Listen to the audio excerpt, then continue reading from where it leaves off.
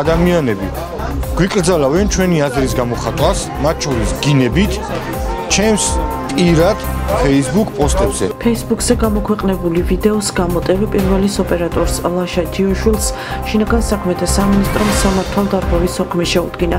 მას ჯარიმა ან ადმინისტრაციული პატიმრობა ემუქრება. მოსამართლე დავით პაპუაშვილი გადაწყვეტილებას 1 მაისს გამოაქვეყნებს. ლაშა ჯიოშვილის ვიდეო ეხებოდა შემთხვევას, როდესაც პატრულმა კერძო ავტომანქანის მძღოლი, რომელმაც აქციის წევრებს შეურაცხყოფა მიაყენა და საკრებულოს წინ მოძრაობის წესები დაარღვია, არ დააჯარიმა. კერძო ავტომანქანის მძღოლს კი შინაგან საქმეთა სამინისტროს საშვი აღმოაჩნდა. ამის გამო ლაშა ჯიოშვილმა პროტესტი გამოთქვა. პატრულის თანამშრომლებმა განაცხადეს, რომ Facebook ვიდეოში ლაშა ჯიოშვილი შეურაცხყოფას აყენებს პოლიციას.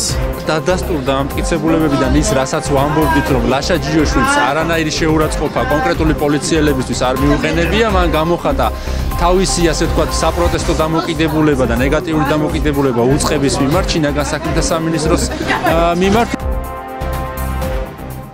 გიორგი ანწუხელიძის ხსოვნას გორში პატივი მიაგეს. მოქალაქეები უწყვეტი პროტესტის ფონზე კვლავ შეიკრიბნენ და დაგნეს ქართული ოცნების ერთ-ერთი ლიდერის თია წულუკიანის განცხადება. წულუკიანმა ანწუხელიძის გმირობა ვიღაცის პიარისთვის უაზროდ განწებულ მოვლენად შეაფასა.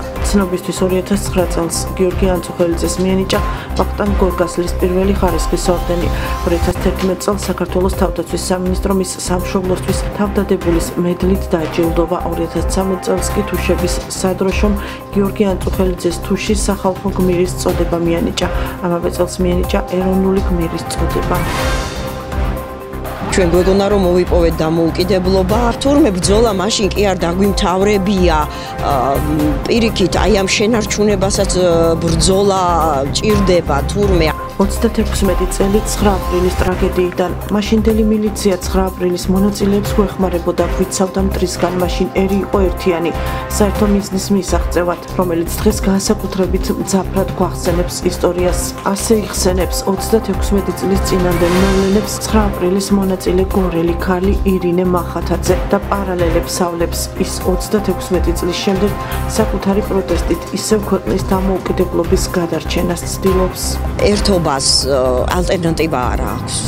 გამარჯვების მოპოვების მხრივ ერთადერთი რითაც შეგვიძლია გამიმარჯვოთ, ეს არის ერთიანობა.